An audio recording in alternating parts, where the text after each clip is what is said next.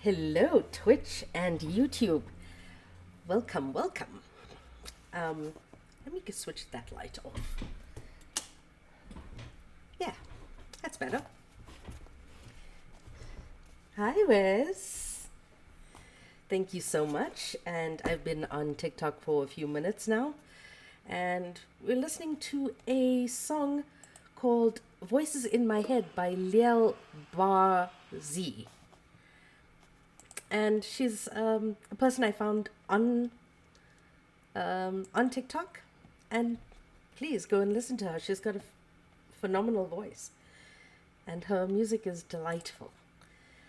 There's a song that she has called Parachute that I was trying to do the vocals of, and I failed miserably because I can't sing that well. Hi, Olive. But yeah, go check her out. She's really delightful. Oh, hi, Taro. It's good to see you. So welcome in, everyone. And Discord. Hi. Oh, I haven't failed miserably yet today. Okay, I got you, boo. I'm rolling the D20, and that is a 16. It's good to see you all. Please tappity tap the screen, share the live, do all the wonderful things. If somebody who is a mod in my server can post all of the links, that would be very nice. Thank you very much. And welcome. I'm so glad to be back for the readings this week. So far, I didn't break it. Good. Well done, B. So, we are back to reading Why I Am Not Talking to White People About Race. And, well, on Twitch and YouTube, this thing here.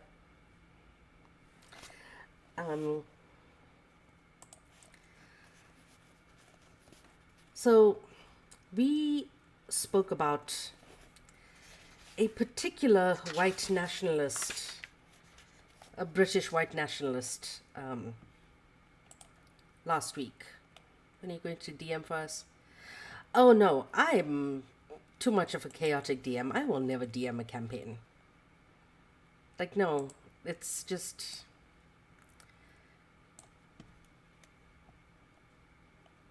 I don't know.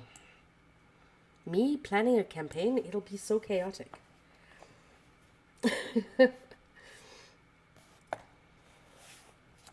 So yeah, last week we were talking about Nick Griffin, a white nationalist who is against interracial marriage and also against immigration. And he's like, no, that's not racist. But anything said against white nationalism is apparently racist. But we're talking about the Great Replacement Theory, or as Reni Eddo-Lodge calls it, the fear of the black planet. And people like Nick Griffin honestly think that they are going to be the minority in their countries, and their countries being the countries that went in and colonized hundreds of countries and hundreds, pretty much 85% of the world, and expected us to speak their language and basically adopt their quote-unquote culture. And let me say, the only culture that white people have is yogurt. So, let us begin. Thank you for being here, Dakota. Hi, Tinka. Hello, JJ. Thank you. Right, so we are on page 130 if you want to follow along. And please forgive the other webcam over here doing funny things. Hi. It's not fixed in place today. For some reason, it just won't sit properly. Another carnation of the fear reveals a deep-seated discomfort with anti-racist talk and protest. I think I told you about the comment that I received the other day. But here you are speaking English in a country that white people built. I'm like, are you for real? So whenever we talk about anti-racism, they go in full defense of whiteness. Yeah, they stole this country. They stole my people and brought us here. But when we talk about anti-racism, they defend whiteness like they're being paid to do it. And the reason being is because what it reveals a deep-seated connection between racism and whiteness. Whiteness is intrinsically tied to racism. So anything that is anti-racist is, to them, anti-white. Couched in the pernicious frame of freedom of speech, it materializes when a person with anti-racist values voices their disgust at something racist. They will then be told their sheer objection to it actually inhibits freedom of speech. Because rooted in anti-racist talk is also the policing, quote unquote, of language. Because you can no longer just say racist things. Hello, love. What do I tell Pa about weekend? Whatever. Whenever they want to come. I was preparing for the 14th now, but I mean, the weekend after the 14th is ideal. It's going to be my birthday or the 14th. Then let's do the 14th because there's nothing happening for my birthday. But you wanted to do the puppy dinner?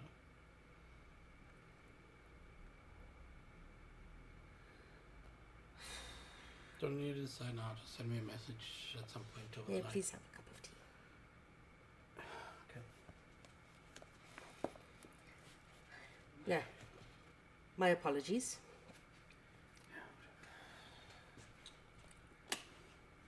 Rooted in it is the idea that couched in freedom of speech, or tied into freedom of speech, is the freedom to say racist things. And they want to defend saying racist things. And that is why they don't want anti-racist speech. Anti-racism shows them up for being racist. Anti-racism demands that they take accountability for being racist. Anti-racism examines the ways in which racist speech works in society, how it functions within not just white spaces, but in all spaces.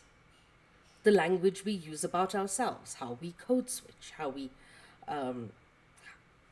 carry ourselves at home versus publicly, how we adapt or assimilate, or, there's so many things that anti-racist rhetoric examines.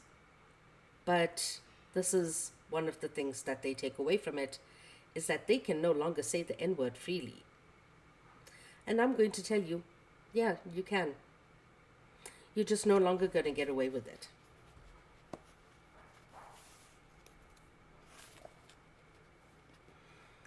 Late 2015 saw the rise of a British Rhodes Must Fall movement, and it started here.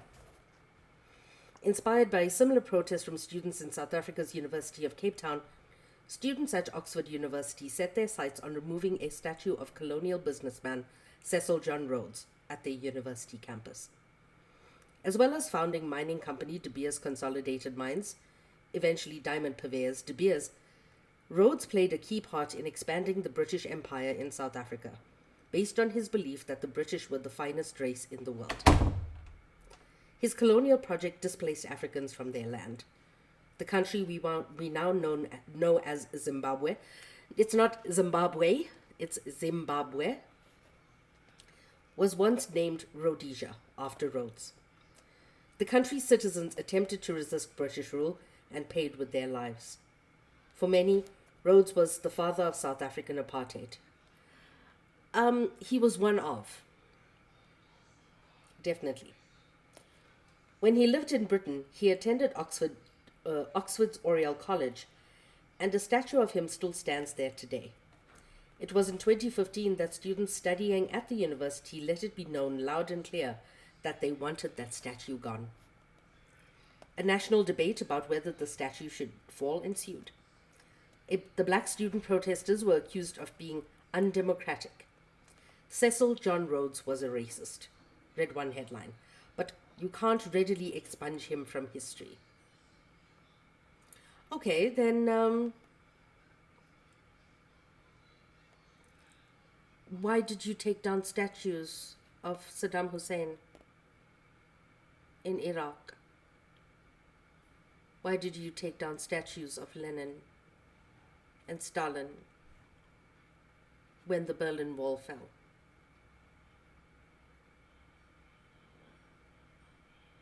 Were you so ready to expunge them from history?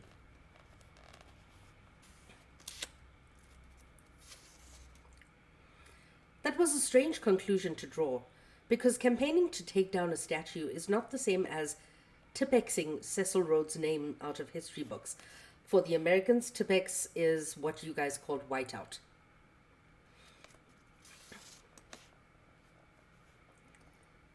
The Rhodes Must Fall campaign was not calling for Rhodes to be erased from history.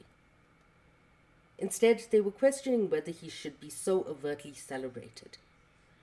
The campaign's opponents, who included Lord Patten, the Chancellor of Oxford University, said that by exercising their democratic right to protest, the students were actually impinging on freedom of speech. By making a fuss, disrupting the everyday, and pointing out the problem, they had become the problem. And this is something that we always get in anti-racist, in talking about anti-racism, that we are silencing the opposition. Like, I don't want to hear you. That doesn't mean I'm silencing you. You can go somewhere else and spout your vitriol. Just not here. Like, if you're gonna request in my lives or say something racist in the chat, yeah, I'm gonna mute you. Do you have the right to say that somewhere else? Yeah. I'm just drawing a boundary.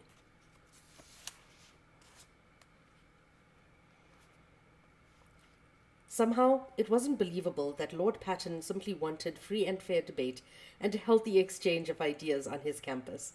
It looked like he just wanted silence. The kind of strained peace that simmers with resentment, that requires some to suffer so that others are comfortable. And that is the history of whiteness in a nutshell. Requiring some to suffer so others can be comfortable. And I can tell you outright, I'm not here to make anti-racism comfortable for you. In fact, I'm here to make it very uncomfortable. And if you want to hear what I have to say, then stick around. If you don't, then leave. That simple.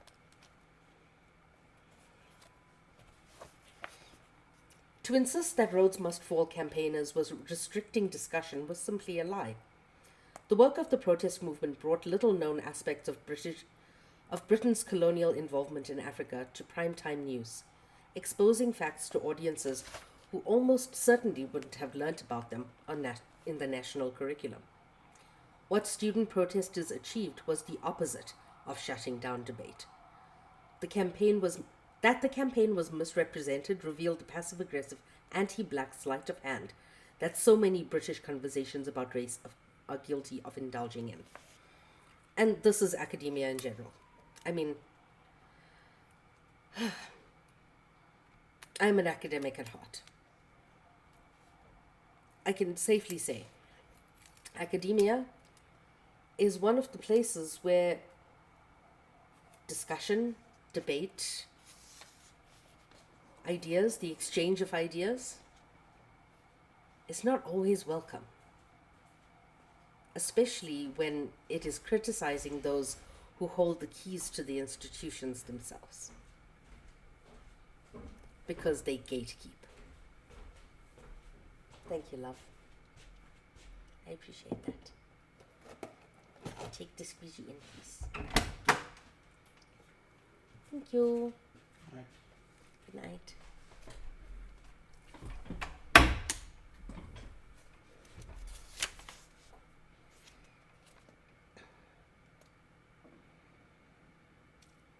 The freedom of speech fight can hardly even be called a debate. Instead, it is one-sided, with the powerful side constantly warping terms of engagement. It's whiteness moving the goalposts all the time, as it usually does. Couching opposition to anti-racist speech and protest as a noble fight for freedom of speech is about protecting white people from being criticized. It seems there's this belief among some white people that being accused of racism is worse than actual racism. If Rhodes Must Fall's detractors really believed in freedom of speech, they would have let the protests and debates happen, without throwing around disingenuous accusations that black people were stopping them from speaking freely. They would have engaged with the ideas being put forward rather than using intellectually dishonest tricks designed to circumvent taking the protesters seriously. There is a fear among many white people that accepting Britain's difficult history with race means somehow admitting defeat. Yeah, you should. Anybody British listening? Yeah, you should. Y'all are the bad guys. And as long as you keep defending it, you will always be the bad guys. Rhodes Must Fall was a small-scale example of what racial injustice looks like in Britain. It looks normal, pedestrian, unquestioned. It's just a part of the landscape. You might walk past it every day, just like that Rhodes statue, which is still there. I went in 2017, went to Oxford, saw that statue of that little dick man who tried to basically overrun the entire southern part of the continent, and threw 2 middle fingers up at him.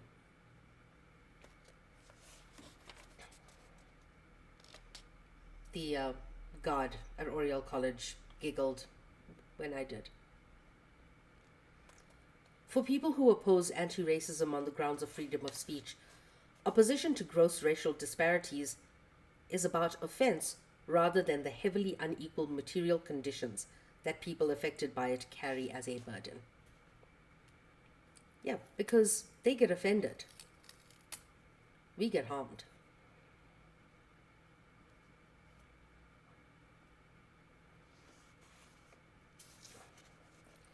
Being in a position where their lives are so comfortable that they don't really have anything material to oppose, faux free speech defenders spend all their spare time railing against offense culture. When they make it about offense rather than their own complicity in a drastically unjust system, they successfully transfer the responsibility of fixing the system from the benefactors of it to those who are likely to lose out because of it. I would like for you to look at how many people lost their jobs in 2020 when they either posted a black square on their social media, reposted anything from Black Lives Matter or regarding Black Lives Matter, or they shared their own ideas on it positively towards Black Lives Matter.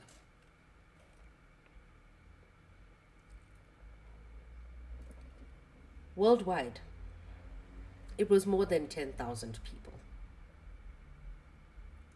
And that was in 2020, when people were admitting it on the spot. And that was only during the weeks following Derek Chauvin killing George Floyd. I also lost friends during that time, JJ. I was absolutely not sad about it. I lost people who insisted that, oh, he deserved it. Language being used so freely and so liberally.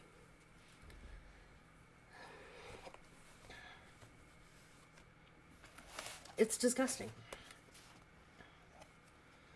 But people lost their jobs. One person I know lost a scholarship.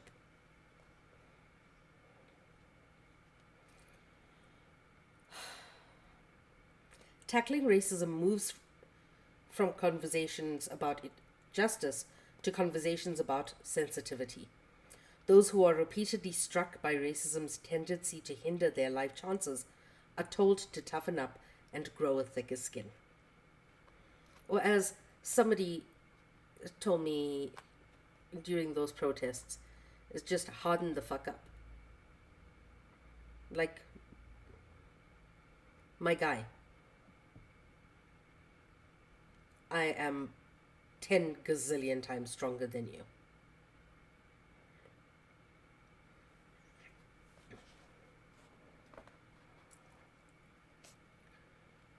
Free speech is a fundamental foundation of a free and fair democracy, but let's be honest, and have the guts to unpick who gets to speak, where, and why. The real test of this country's parameters on freedom of speech will be found if or when a person can freely discuss racism without being subject to intellectually dishonest attempts to undermine their arguments. If free speech, as so many insist, includes being prepared to hear opinions you don't like, then let's open up the parameters of what we consider acceptable debate. I don't mean new versions of old bigotry. I mean that if we have to listen to this kind of bigotry, then let us have an equal and opposite viewpoint. If Katie Hopkins, with help from the Sun newspaper, publishes a column describing desperate refugees trying to travel to Britain as cockroaches, then we need a cultural commentator that advocates for true compassion and total open borders. Not the kind of wishy-washy liberalism that harps on about cultural and economic contributions of migrants of this country as though they are resources to be sucked dry. That is why when people talk about immigration to the US, like, oh, don't you know that immigrants pay this much in taxes? I don't care if they don't pay a cent in tax. I don't give a fuck if they don't contribute anything to society, as you liberals like to put it. I don't give a fuck. I give a fuck about them because they're people.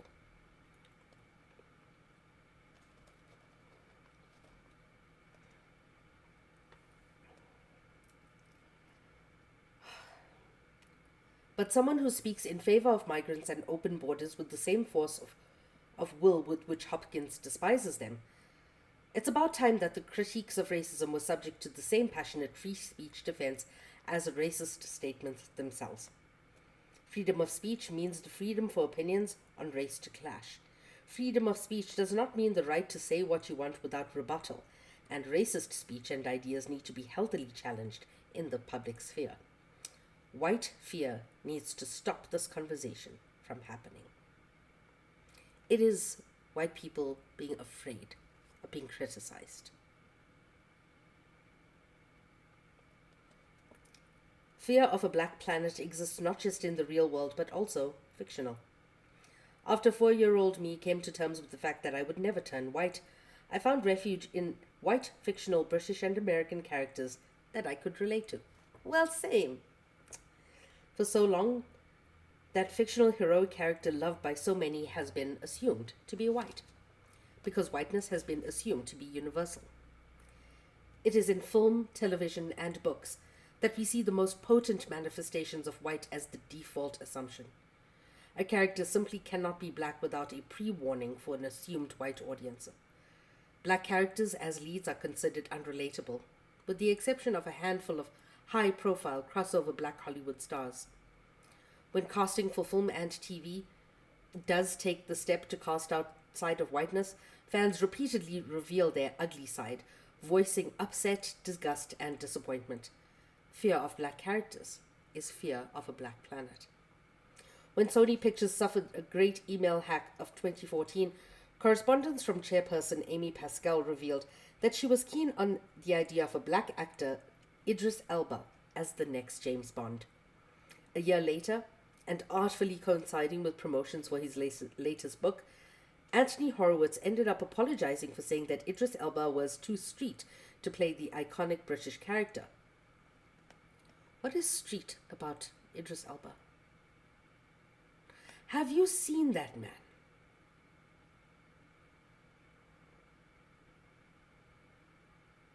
He is as colonized as they come.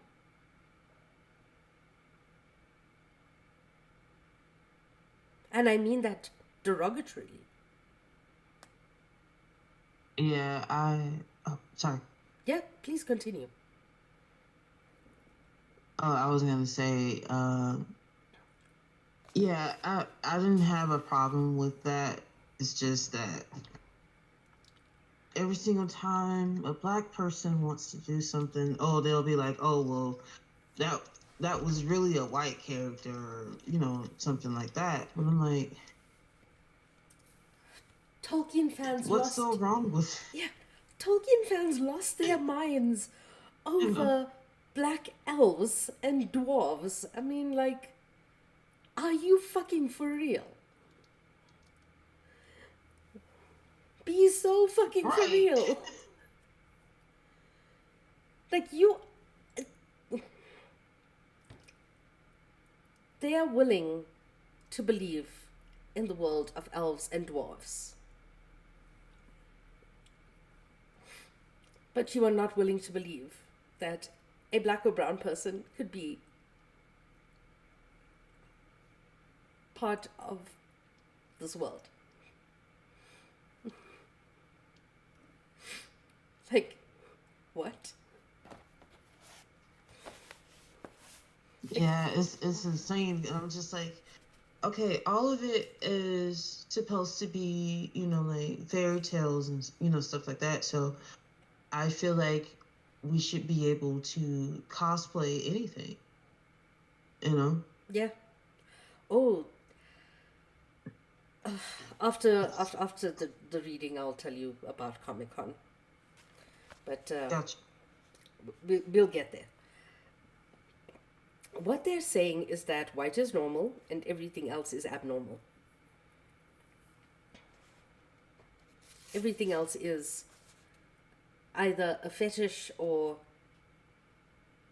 something outside of what is considered acceptable. And honestly, when people started crying about Ariel being black in The Little Mermaid, I was just like, this is what you're upset about. This is what you spend your time doing. Like when they're another fairy tale thing, and I'm like, hey, when there's genocide going on in the world. Real? I don't think so. Like when there's literal genocide going on in the world, this is what you're upset about. Okay. Exactly. Ariel is black and she is swimming in your white tears. Thank you.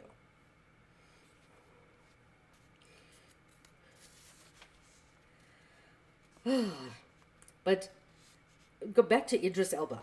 Okay. Don't get me wrong. Idris Elba is a beautiful human being. Wait till they learn the real story of The Little Mermaid. Absolutely, JJ. Idris Elba looks like what would happen. I'm convinced that this is how Idris Elba was actually born. Like every single deity, god, celestial being in the world decided, how do we show the world what the perfect man looks like? And down came a flash of lightning, and Idris Elba was conceived. Nice. That man is beautiful. Forgive me for saying I will climb him like a fucking tree.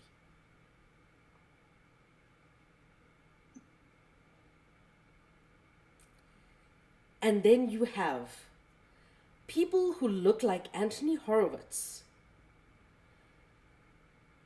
who is an example of a man who shouldn't have ever been given writing implements. Ever. Who should have, he is the kid who should have been seen and not heard. Is telling the world that Idris Elba is not, quote unquote, good enough to be James Bond. Meaning he's not white. Yeah. That's all it means. Yeah. And Idris Elba, there is nothing, quote unquote, street about him. That man in a suit.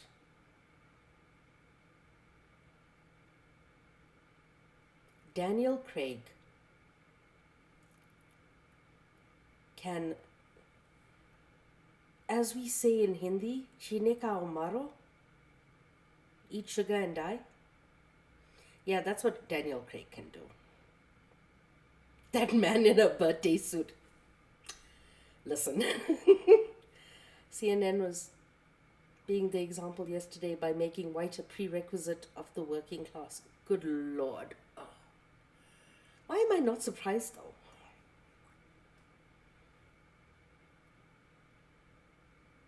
He is not of the people. He is your typical Brit.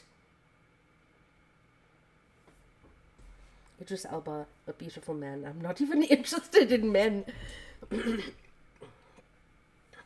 I'm diabetic, so if I eat sugar, I will. Yeah. But like,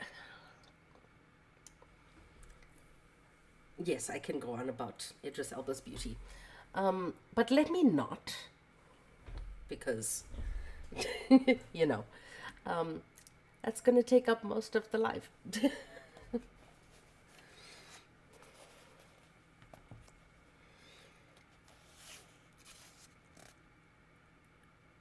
Online, a debate was raging over a black Bond could ever be legitimate. That there was such an uproar about James Bond, the epitome of a slick, suave a British man, possibly being quote-unquote tainted with the hint of black, proved again the demarcation lines of what it means to be British. When newspapers covered Idris Elba as Bond speculations, the comments almost broke the internet. I'd never watch a Bond film again, cried one Daily Mail reader. Of course, it's the Daily Mail. What were they so scared of? The strength of feeling over classic stories being ruined wasn't around when Charles Dickens' novel Oliver Twist was remade into a film in which one of the lead characters was cast in the image of a cartoon cat. When the seventh Star Wars film saw black British actor John Boyega cast as a stormtrooper, a new league of angry people took to social media to call for a boycott, calling it anti-white propaganda. This was because two of the film's heroes were black, and the film's villains were all white. The more extreme corners of the internet echoed Nick Griffin by insisting that this casting decision was part of a wider cultural project to instigate a white genocide. The fear was intense and linked to a wider white nationalist fear about white people becoming a racial minority in the Western world. In the run-up to Christmas 2015, the internet was polarized by the prospect of a black Hermione Granger. The lead cast had been announced for Harry Potter and the Cursed Child, a play based on the books set 19 years after the seventh book ended. Hermione Granger was to be played by Dumezwani, a black actress of South African heritage. Upon hearing the news, some were ecstatic, but others were outraged. Some fans fixated on a sentence from Harry Potter and the Prisoner of Azkaban. Hermione's white face was sticking out from behind a tree, as hard evidence that any deviation from a white actress was sacrilege. In a magical world, by the way. As a child, I was a fully fledged Potter fan, queuing up outside bookshops at midnight for the latest release, speed reading the books once I'd gotten my grubby hands on them so I could know the conclusion before any of my friends. Hermione's race didn't matter so much to me then, but when CBBC's news round announced open auditions for the main cast, 11-year-old me grabbed my copy of The Prisoner of Azkaban and read out all Hermione's bits as I paced around my back garden. I didn't end up sending any of my information to the program because I sort of knew that the book didn't explicitly say if the book didn't explicitly say she was black, then she probably wasn't. That's another thing. White as the default. I never mention any races in my novel.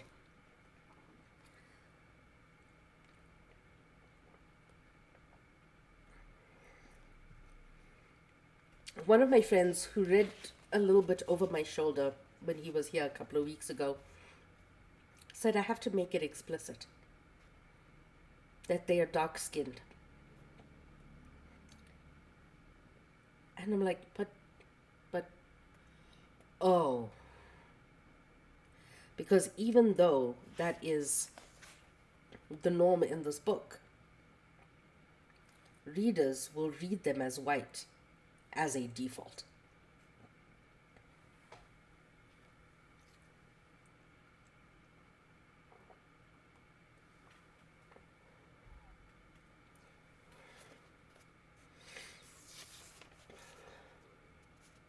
It was heartening then to see Rowling come out in support of a black Hermione, rebuffing the angry liberalists by tweeting that when it came to characters, white skin was never specified. But when you are used to white being the default, black isn't black unless it's pointed out as such.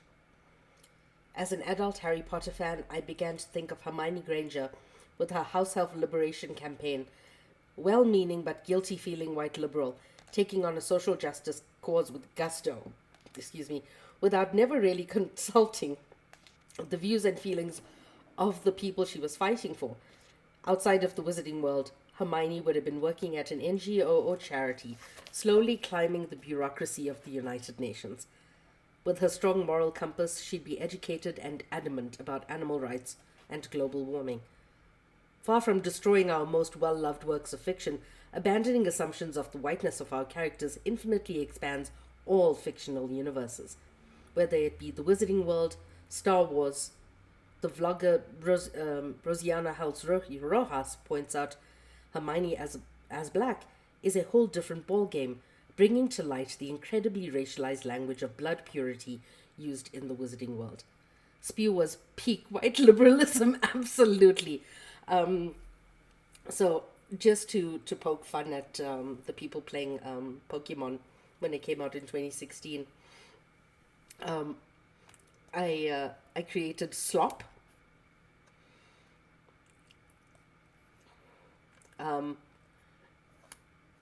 The Society for the Liberation of Pokemon.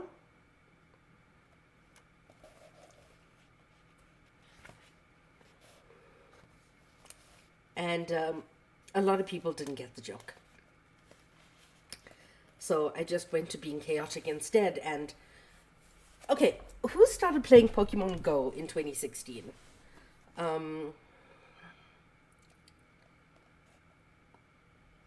Like when it first came out. Please tell me that you also experienced that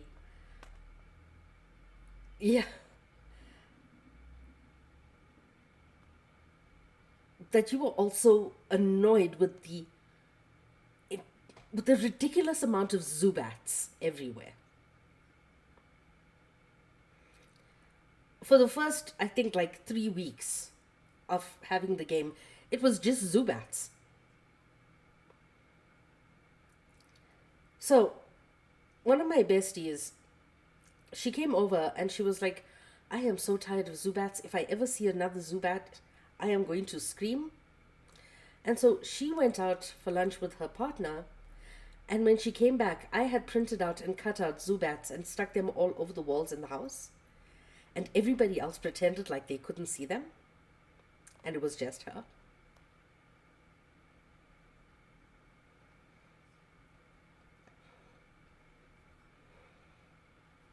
Gaslighting for the best purpose.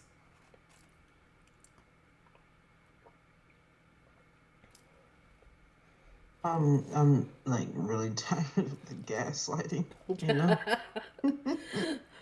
Yeah, see, when gaslighting is in the name of fun rather than Yeah. destroying someone, you know. Ratata and Zubats, yeah. And during Christmas time, it's the fucking Delibird. I hate it.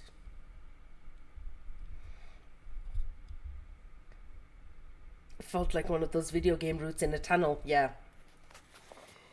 So, yep. I think I still have one or two of the cut-out Zubats that I stuck on the walls.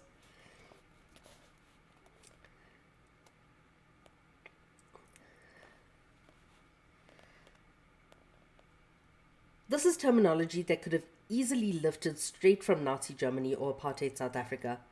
Hermione's parents were muggles after all, and that is how states and scientists have categorized races and fueled racism, as though some heritages are contagious, spread through lineage and blood.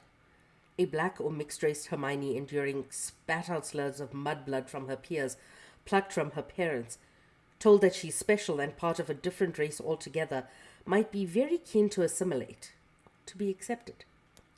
No wonder she tried so hard. No wonder she did her friend's homework. The first to raise her hand in class, she was the model minority. A black or mixed race Hermione agitating to free house elves after 6 or 7 years of enduring racial slurs might not have the courage to challenge her peers, and instead might have hung on to something that she felt really could change. That some Potter fans struggled to imagine a black Hermione meant that they couldn't imagine little black girls as precocious, intelligent, logical know-it-alls with hearts of gold. It's a shame they couldn't imagine quiet, unassuming black middle-class parents who work as dentists. It's sad that their blackness in their heads is stuck in an ever-repetitive script with strict parameters of how a person should or could be. The imaginations of black Hermione's detractors can stretch out to the possibility of a secret platform at King's Cross Station that can only be accessed by running through a brick wall, but they can't stretch to a black central character. I read a joke on Twitter about it a couple of days after the actress playing adult Hermione was cast. And it said, the casting for Harry Potter is just so diabolical. Like, it's completely unrealistic. And, I was expecting this racist diatribe against a black Hermione. And then it ended with, there is no way a ginger would have one, let alone two friends. The cack I cackled.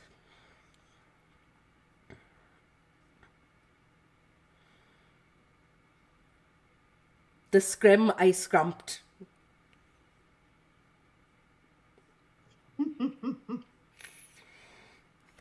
My flabbers were gasted. I'm ginger and I'm dying.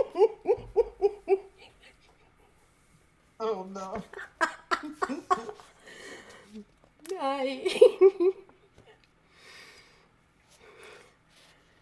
It was beautiful in how people would have assumed it was going to be just another one of those racist things. And then refreshing to see, oh yeah, of course. Gingers have friends.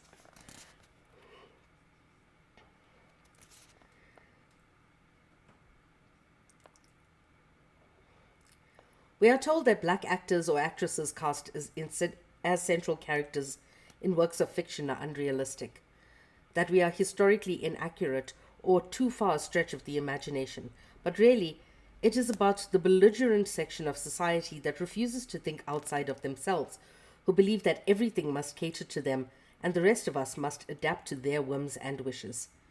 And this is nothing but insulting when heard from by black fiction lovers who, if they are to enjoy their chosen genre, have no choice but to empathize with a character who looks nothing like them.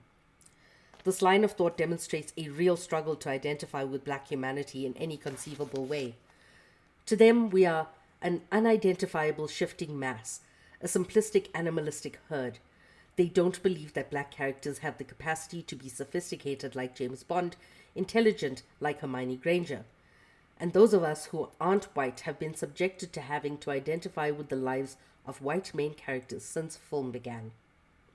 Fear of a Black Planet destroys good fiction, and it demonstrates how racism gets in the way of human empathy.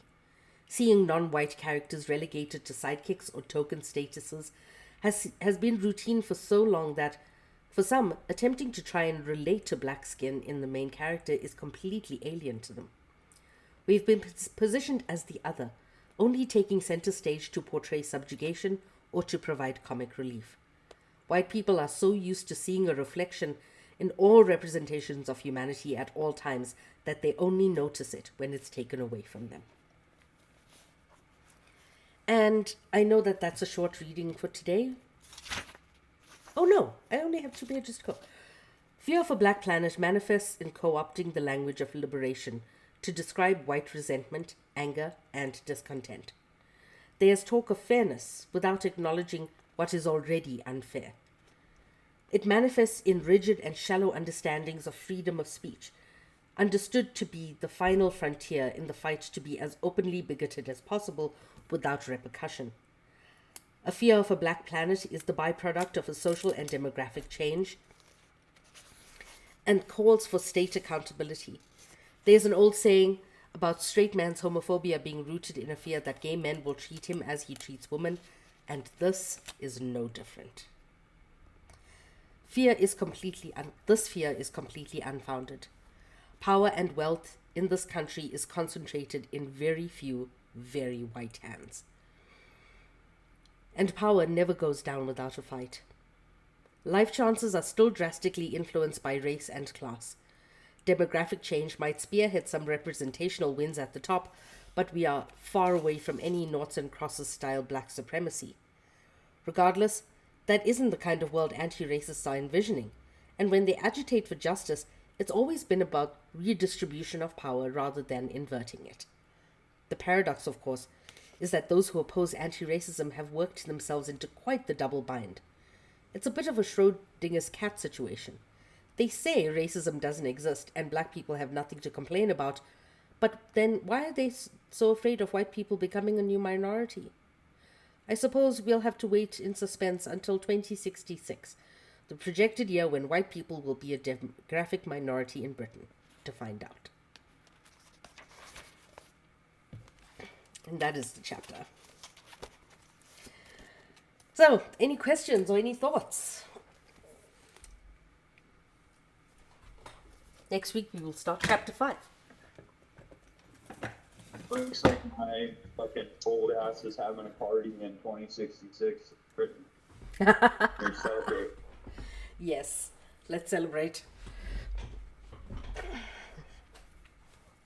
Trying to rent the ebook from my local library and the site is being so awkward. Festec, I have the book in my server.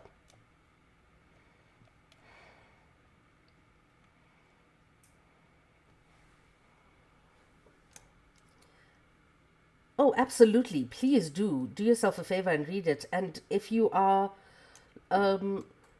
needing any audio to go with it, I've got all of these readings in my YouTube and Twitch history. Why are you not working, little puzzle piece? The puzzle piece doesn't want to work.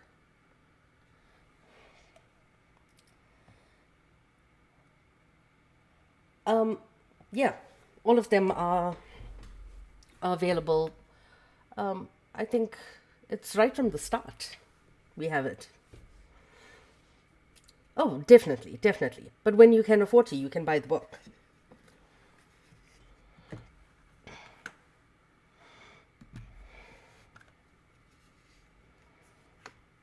Hi, Kiki. Respond. Respond to messages. Just bought a bunch of books. Nice one, Alex. All right. So I'm going to say fare thee well to y'all on Twitch and YouTube. So fare thee well. And I shall see y'all tomorrow. Same time. Well, no. Earlier. Different book. And remember, drink water, eat something, take your meds. And remember to be kind to yourselves because kindness is radical. I shall see y'all with, not this one, this book. That is Orientalism. We are reading Orientalism tomorrow. So I shall see y'all then. Bye.